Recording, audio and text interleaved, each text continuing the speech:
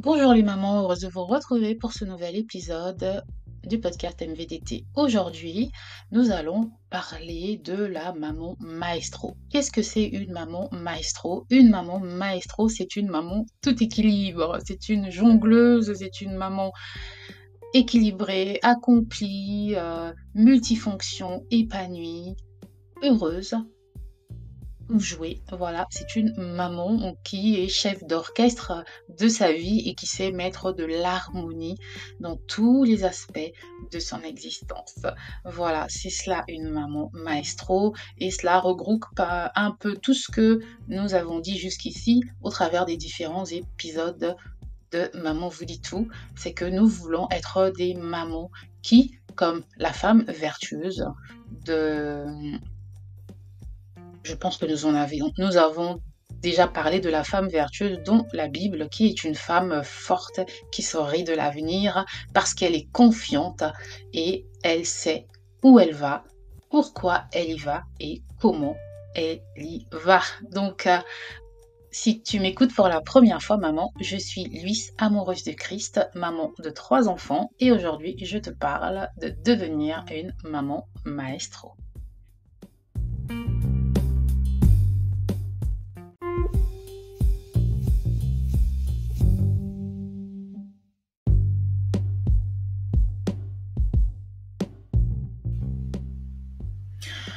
Donc, je vais introduire en parlant de la fameuse femme vertueuse, qui est la maman maestro par excellence. Dans Proverbe 31-25, on nous dit la force et la dignité sont son vêtement, et elle serait de l'avenir. Donc, comme elle, nous, maman maestro, nous voulons incarner la force et la sérénité, et nous voulons regarder l'avenir avec confiance parce que nous voulons être capables de mettre en place des actions, des stratégies qui vont nous permettre d'être des mamans épanouies personnellement dans notre vie quotidienne et également dans nos vies professionnelles. Donc, nous voulons avoir un certain équilibre. Mais tu es d'accord avec moi, maman, permets que je te tutoie. Tu es d'accord avec moi, maman, qu'en général, nous avons plusieurs casquettes, plus que nos époux en général. Parce que même lorsque nous travaillons à la maison, nous avons beaucoup de responsabilités par rapport à nos enfants, par rapport à nos époux, par rapport même à d'autres membres de notre famille. Nous sommes souvent les plus disponibles et celles qui arrivons à jongler plusieurs tâches à la fois. Et le but, maman, dans la vie, ce n'est pas d'être débordée, c'est de prendre également le temps pour nous-mêmes et de faire les choses avec joie. Si tu as une vie, maman, très occupée, tu n'es peut-être pas...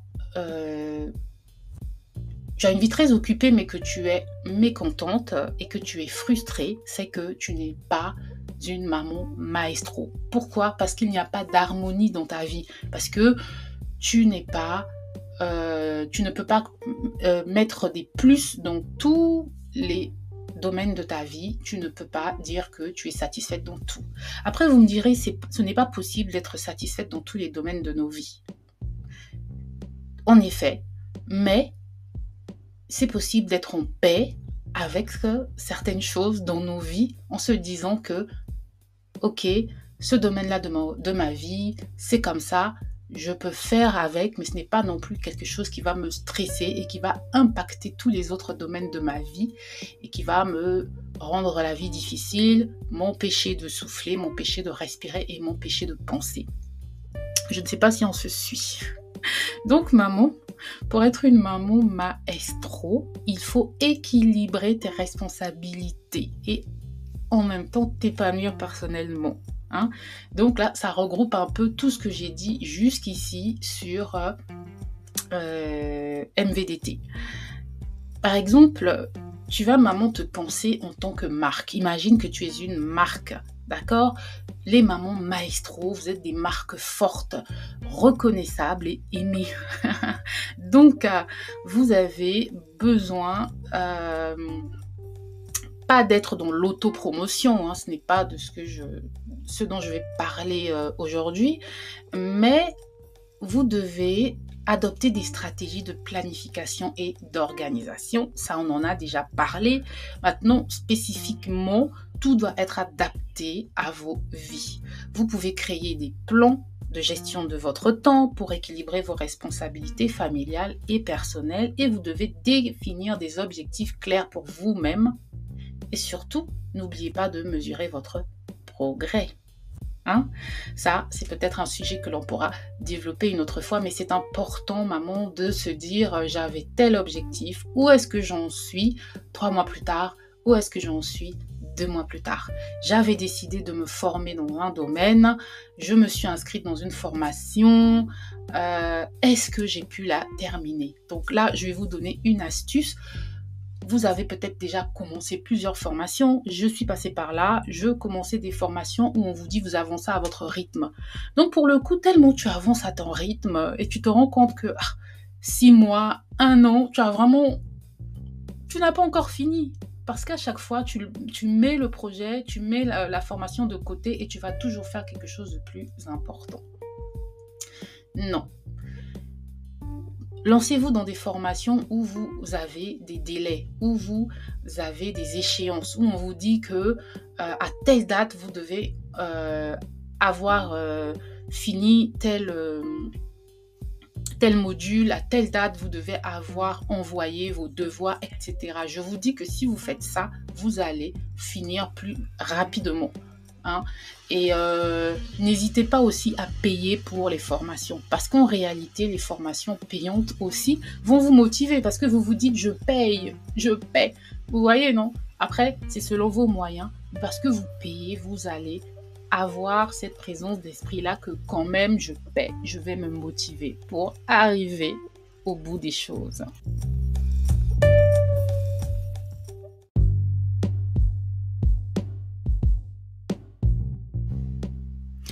Donc, devenir une maman maestro requiert un certain équilibre. C'est un sujet que l'on pourra aborder encore dans plusieurs différents épisodes.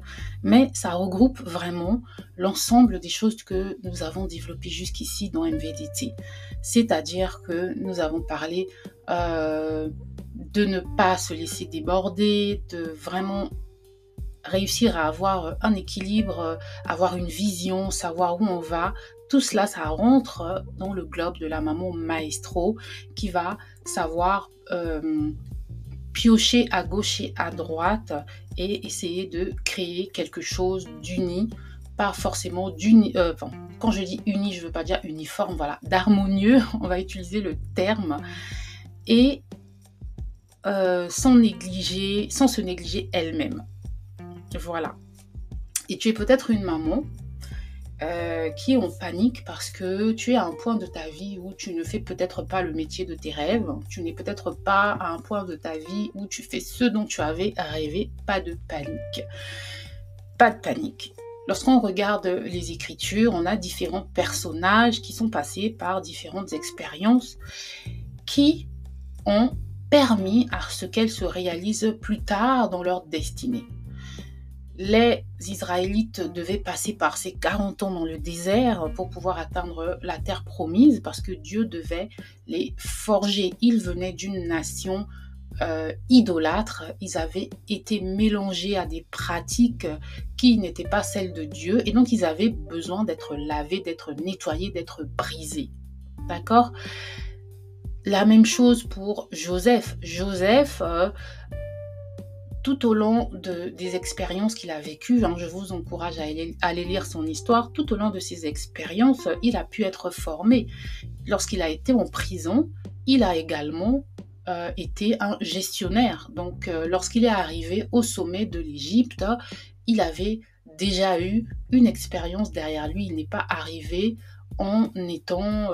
c'est vrai que c'est par le miracle de Dieu, il est passé de la prison au sommet d'un État, mais quand même, il a passé des années où il a travaillé pour Potiphar, il a quand même, dans la prison également, il a eu une expérience, et donc Dieu l'a forgé au travers de toutes ces expériences-là. Donc parfois dans la vie, il faut juste se dire que je suis peut-être à ce point-là de ma vie, mais je vais regarder le côté positif des choses et je vais me servir de ces expériences-là pour grandir, pour m'améliorer, pour apprendre, parce que toute expérience me construit ce que je serai demain. Donc, c'est ce qu'il faut se dire. Voilà. Donc, maman maestro, c'est aussi une maman qui sait comprendre les différentes saisons de sa vie, comprendre où elle va, comprendre comment partager son temps et comment gérer efficacement sa vie. Voilà. Et surtout, rappelons-nous du proverbe 31-25, la force et la dignité sans son vêtement, elle se rit de l'avenir. Donc, maman maestro, elle est à l'aise. Elle a tout cet orchestre-là devant elle. L'orchestre, c'est sa famille, ce sont ses projets, ce sont peut-être ses rêves. Et elle arrive à orchestrer tout cela, à choisir les bons mouvements au bon moment et à créer toute une harmonie autour de tout cela.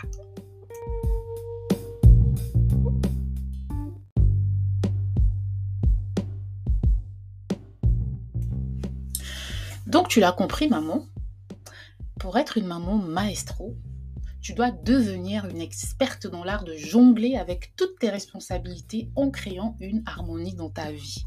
Et le mot maestro, c'est souvent associé à quelqu'un de talentueux et de compétent.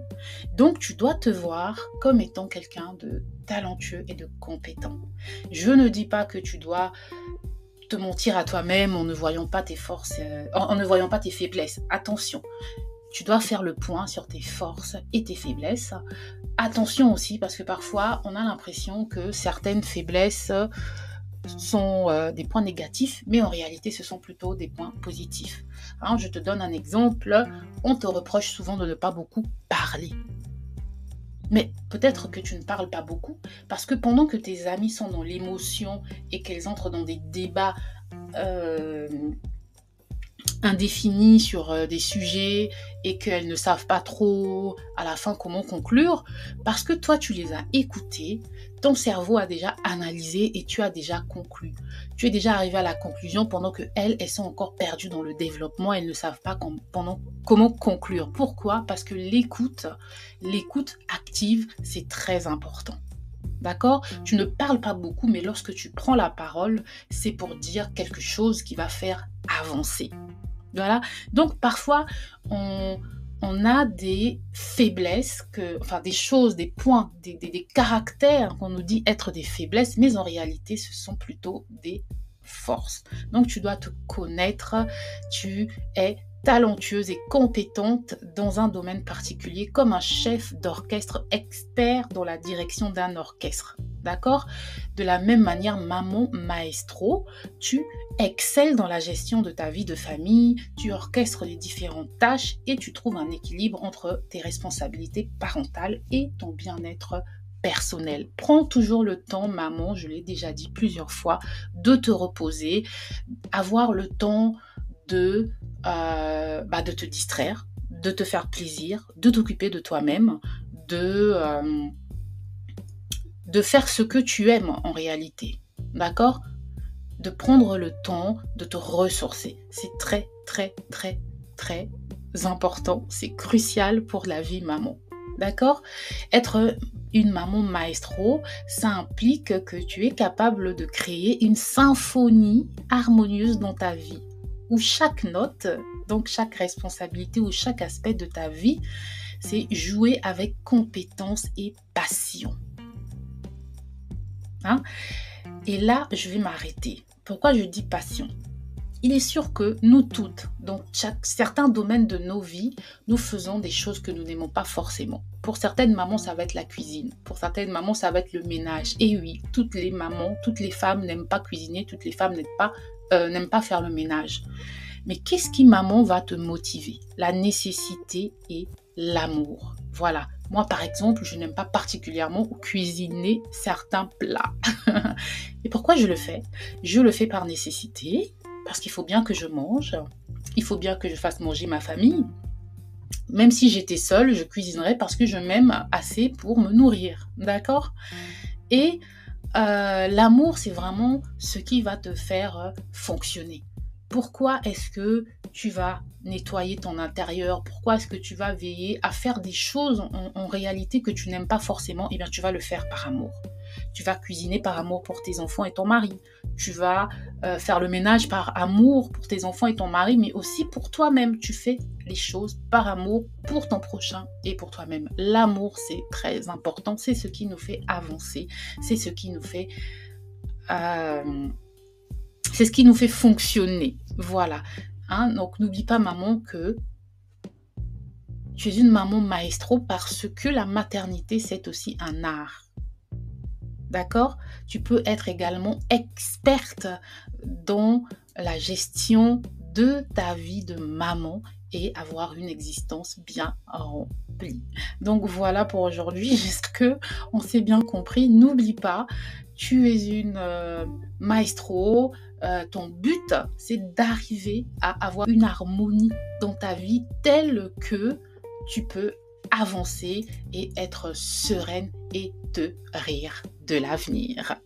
Merci de m'avoir écouté. Je vous dis à bientôt pour un nouvel épisode du podcast MVDT. Ciao!